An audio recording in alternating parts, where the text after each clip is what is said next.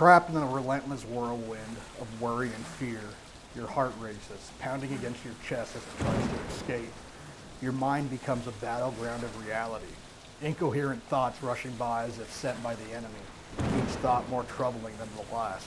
In these moments, time loses all meanings. Seconds are eternities, and the future is a dark and looming cloud. The present is a whirlwind of panic, every past worry resurfacing, feeding that chaos.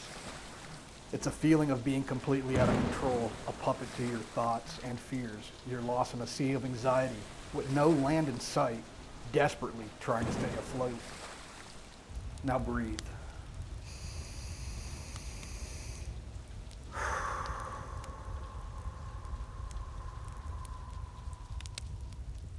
Just as we took a moment to breathe and find calm in the chaos, recognizing and managing anxiety is about finding your center in the storm. It's about understanding that beneath the waves of our worries and fear is a place of stillness where our minds are at peace. I'm John, and this is Camo Convo.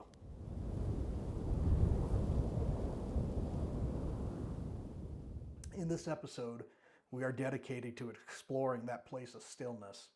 We'll learn to recognize the signs of anxiety, our personal experiences, and ways we have learned to cope and manage. You can feel that anxiety inside of you as it starts churning out irrational thoughts.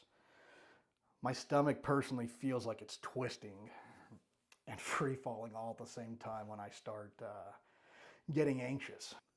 I saw a pillow. It says 99% of the things you worry about never come to pass. And that stuck with me, you know. And even though it's hard to get past that anxiety, you start thinking about things like that and you realize, okay, that's true. You know, we were talking about those breathing techniques. That's important for every step of PTSD. Just calming the common basis, the common theme is going to be calming yourself down and thinking rationally. So another thing anxiety does, it's that molehill into mountains thing again. That will cause your anxiety to skyrocket. And it just kind of naturally happens when you're extremely anxious. I've got to really process those thoughts that I turn into giant problems in my head. And, once you process those, get through it, you're calm again.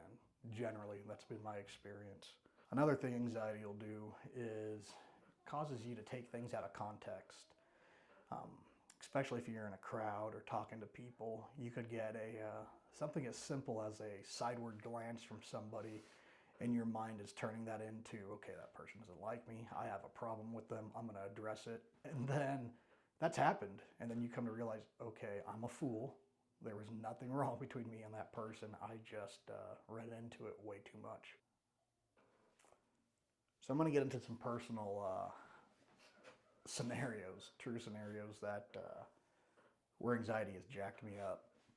Where I get real anxious and where it becomes abnormal would be, say, a crowd of people. For example, both my boys play football, and I get excited about watching them play, about watching the game, but then I also get very anxious about being around all those people. Many of those people, literally hundreds in that crowd, I know and have known for years. That level of anxiety, it gets me hyper alert to where maybe half of me is watching the game and the other half is watching who's walking by me, who's walking behind me, always turning around and checking my six.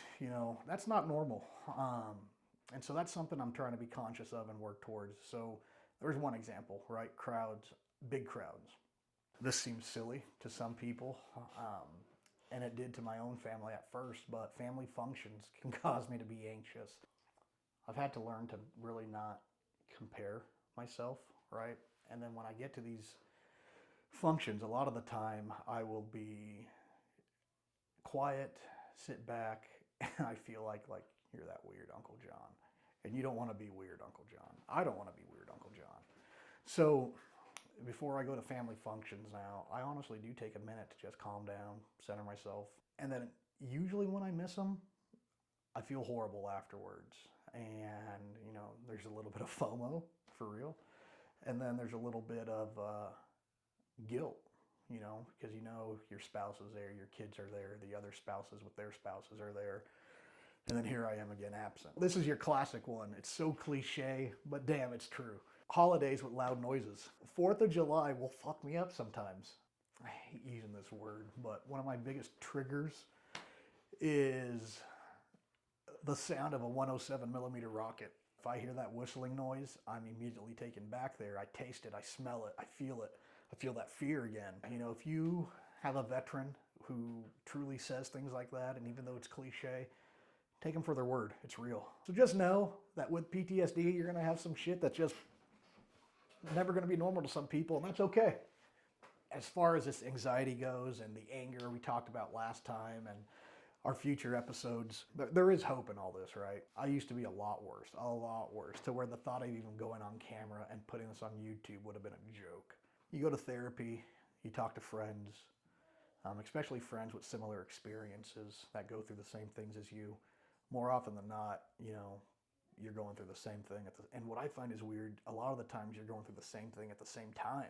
There's been so many times where I go to call a vet buddy that say, dude, I was gonna call you, or hey man, I literally had your number pulled up. That's happened both ways. So stay connected with your battle buddy, you know, literally. Talk to them. They will help you. Like I said, the VA is there to help, your own family.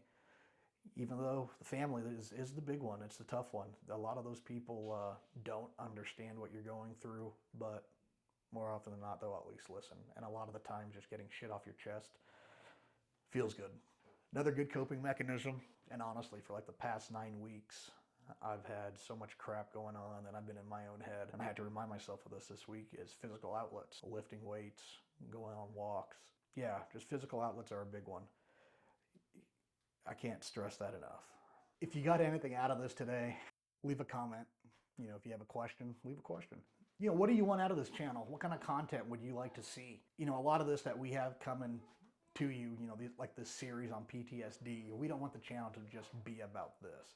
This is just a segment of that channel. We'll create some playlists on the YouTube channel, but let us know what you want to see. We're open to anything, really. So just let us know. I know a lot of this seems to be a lot of I, me, but that's what we're trying to do. You know, just get a dude story out there that other people can relate with. So again, if you get something out of this, say something. I want to thank you guys all for watching this episode. We will have more content coming out. Again, I hope this reached somebody. I hope even if just one person needed to hear it, they heard it. Thanks a lot, guys. Have a good rest of your day.